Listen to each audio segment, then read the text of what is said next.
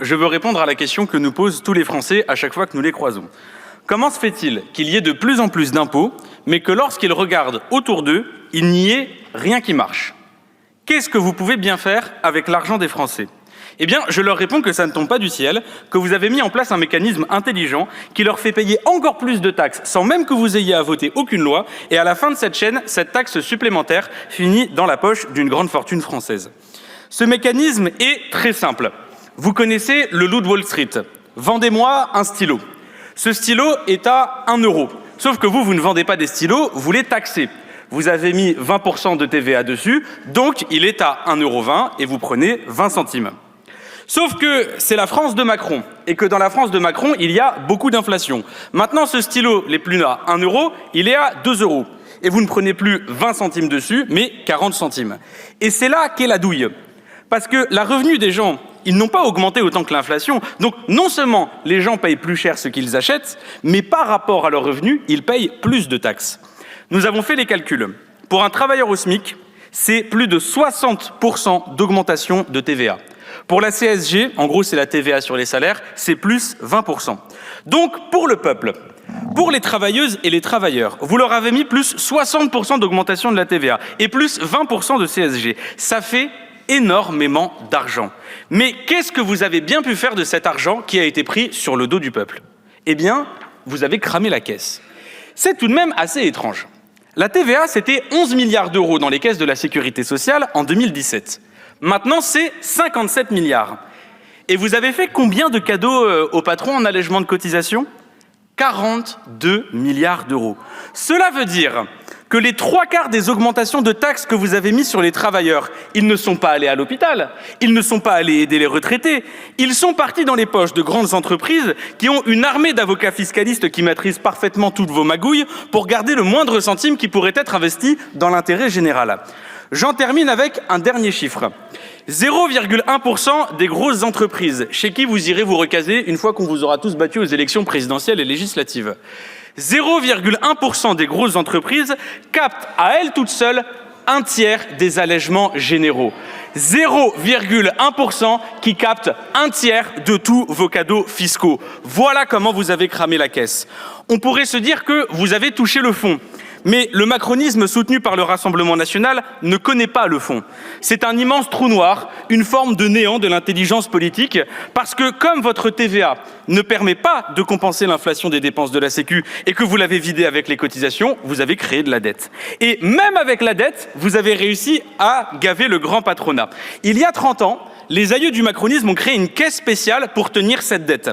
Ça s'appelle la CADES. À l'origine, il y avait 40 milliards de dettes dans cette caisse et elle devait s'arrêter en 2009. Nous sommes en 2026 et il y a 120 milliards de dettes dedans. 90% de cette dette est possédée par des fonds de pension ou par des banques étrangères. Depuis qu'elle existe, la sécurité sociale française a payé 80 milliards d'intérêts à la finance internationale. Vous nous avez fait payer 2 fois plus que ce qu'on devait rembourser. Bravo les Mozart de la finance. Et le problème, c'est pas ce que vous dites. C'est pas que les gens ne veulent pas bosser. Il y a 6 fois plus de chômeurs que d'emplois disponibles dans notre pays. Le problème, c'est pas qu'on dépense trop. L'hôpital est au bord de l'effondrement. Le problème, c'est pas qu'on dépense trop dans les retraites. Les retraités n'arrivent pas à vivre avec leur pension. Le problème, c'est pas l'explosion des APL. Ils n'arrivent pas à suivre l'explosion des prix du logement. Non, mesdames et messieurs les députés. Le problème, c'est celui de ceux qui se gavent. Voilà le problème de la France. Votre fanatisme vous aveugle. Votre croyance dans le néolibéralisme vous empêche de constater les faits. 30 ans que vous gavez le grand patronat, 30 ans qu'ils vous promettent que si vous les gavez, ils créeront de l'emploi. Résultat, nous sommes dans un chômage de masse, 20% de chômage des jeunes, si tant est que leurs contrats, si souvent sous le salaire minimum, leur permettent de vivre. Michelin, Auchan, Valeo, Renault, Sanofi, Airbus, Nexity, combien de licenciements? 30 ans que vous vendez à la découpe nos secteurs industriels, à la finance internationale et aux fonds prédateurs. MA France, Vancorex, Whirlpool, General Electric, Arjowiggins, tous ces licenciements, toutes ces familles brisées. Voilà la réalité crue de ce que vous avez fait à notre pays. Ont été détruits 45 maternités, 1700 bureaux de poste, 5000 kilomètres de voies ferrées, 10 000 écoles rurales et l'équivalent de 10 universités et de 12 hôpitaux. On se croirait sorti d'une guerre. Tout ce qui nous rendait fiers autrefois, vous l'avez détruit, vous l'avez vendu. Parce que pour vous, tout doit être privé et donc le peuple est privé de tout. Les salaires sont trop bas, les gens n'ont même pas de quoi payer la facture et le loyer. Terminez d'emmener les petits au cinéma, terminez d'aller se faire un restaurant, terminez de s'acheter un petit quelque chose pour pouvoir se faire plaisir. Le pays est en déconsommation, les gens consomment moins, le pays produit moins, la croissance est en berne, nous sommes au bord de la récession. Car lorsque vous laissez une minorité s'accaparer la moitié des richesses, qu'ils la gardent pour eux ou qu'ils l'investissent dans la sphère financière internationale, il ne reste plus rien pour le pays, plus rien pour le peuple. Voilà ce que vous avez fait. Vous avez trahi le pays, vous avez trahi le peuple. Ce peuple, parlons-en, parce que lorsqu'il manifeste, vous les tabassez. Lorsqu'il fait des pétitions, vous les ignorez. Lorsqu'il vote, vous ne reconnaissez même pas le résultat des élections. Résultat, le pays fait du surplace. L'alliance du macronisme et du Rassemblement national est crépusculaire. Ça ne sert à rien de vous demander de lutter contre l'extrême droite. Ce serait comme vous demander de vous suicider politiquement. Depuis que le Rassemblement national est à l'Assemblée, il vote l'ultra-majorité des textes qui sont proposés par les macronistes. Vous êtes tellement mauvais que le grand patronat vous trompe. Cette bande d'irresponsables se presse d'aller prendre des repas avec Jordan Bardella dans les restaurants UP de Paris. Et plus la note est élevée, plus le RN change de position. Note payée avec l'argent public que le Rassemblement national détourne, cela va de soi. Voilà que le Rassemblement national a carrément abandonné l'abrogation de la réforme des retraites. Vous ne deviez plus tourner au pépito ce jour-là, car vous proposez même de faire travailler les gens jusqu'à 67 ans. C'est comme sur l'augmentation du SMIC. Vous êtes contre ? Et votre augmentation du SMIC, ce sera seulement si le patron veut bien, et ce sera défiscalisé, donc il y aura de l'argent au moins pour la sécurité sociale. Alors, je vous apprends, entre autres, beaucoup de choses, ça existe déjà, et ça s'appelle la prime Macron. C'est un mauvais remake. Les 9 milliardaires qui possèdent 90% des médias vous prennent un type sorti de nulle part. Ils lui font faire la une, ils lui font faire du people, ils répètent « il est jeune, il est beau, c'est un cadre dynamique ». Puis à la fin, ils mènent une politique pour les milliardaires au service des milliardaires. Finalement, la politique économique de Jordan Bardella, c'est la même que celle de Macron, mais en plus raciste. Contrairement à l'image que vous vous en faites, le peuple de France n'est pas un peuple d'idiots. Ils suivent, ils regardent, ils comprennent. Et c'est à leur intelligence que nous voulons parler. C'est l'exact inverse de la politique Macron-Le-Péniste qu'il faut réaliser. Première étape, il faut augmenter les salaires et passer le SMIC à 1 700 € pour permettre aux familles de vivre, pour permettre aux familles de respirer. Et pour les petites entreprises qui ne peuvent pas payer, nous mettrons en place une caisse de péréquation des salaires qui sera financée par les grandes entreprises pour aider les petites. Ça s'appelle la justice.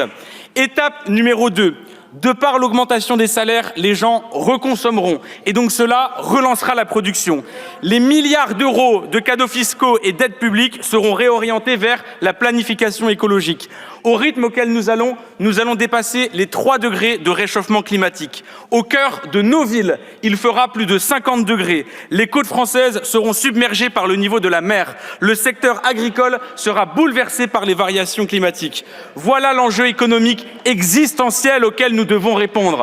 Alors les aides publiques de l'État seront intégralement orientées vers la planification écologique pour reprendre notre souveraineté agricole, énergétique, industrielle. Nous ne ferons pas ce que vous avez fait aux générations futures. L'objectif premier du peuple français sera de permettre l'harmonie économique avec les écosystèmes et avec la nature. Étape numéro 3, le partage du temps de travail.